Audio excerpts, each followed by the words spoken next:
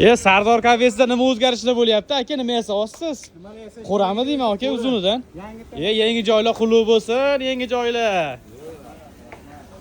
Assalomu alaykum. Yangi joylar qulluq bo'lsin akajonim. Men shashlik yo'qmi deb o'ylabman bu yerda pishirmayotganinglarga. Shashlik bu yoqqa ko'chibdi akajonim.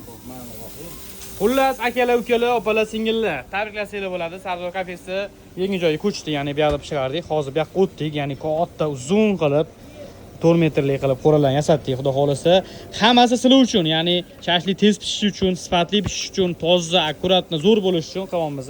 Sizlar like bosib qo'yinglar. Xudo xolasa bizda o'zgarishlar katta. Mana vitrina haldinglar. Tez kunlarda yetdi, yengilab cho'tkilardan qo'yamiz. Tepada pastda joylarimiz bor. Aka, shashlik vaqti o'zgarmadi hali. 7 dan 10 gacha hali ham aka. Kelishaversin. Endi mana keladigan joyi, to'g'rimi? Oilaviy bosadigan joyi. Xullas, shashligingiz keldimi? Sardor kafesida sizni kutib qolamiz. Ketdagi shashlikni uzatinglar. Uzatinglar shashliklarni. Ya'ni yasalyapti.